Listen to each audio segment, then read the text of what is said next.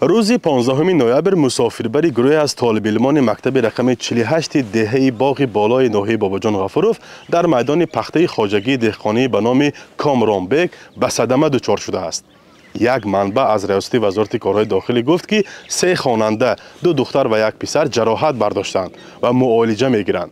اکثر آنها 15 ساله هستند و به سبب نابالغ بودنشان نامناسب آنها گفتن نمی شود.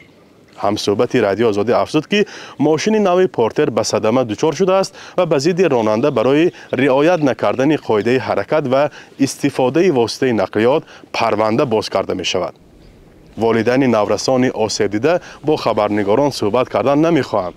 ساکنان دهه باغ بالا میگویند تعداد نورسان آسیب دیده بیشتر است و اکثر آنها را به بیمارخانه شهر خوجند بردند.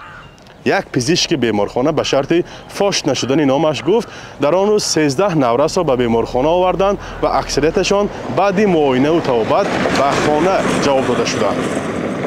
آن روز این خوانندگان مکتب به میدان پخته برای چی رفته بودند؟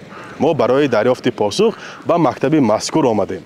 آموزگاران گفتند که همان روز طالب علمان برای کمک به دهقانان برده بودند تا حاصل پخته آنها در سرما حیف نشود.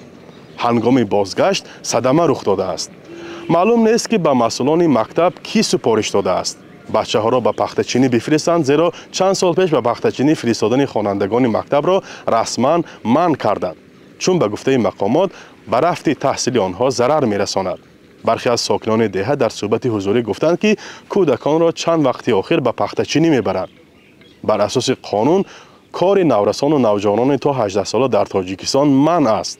سازمان‌های حامی حقوق انسان بارها از تاجیکستان خواستند از کارهای وزین کودکان پیشگیری کنند.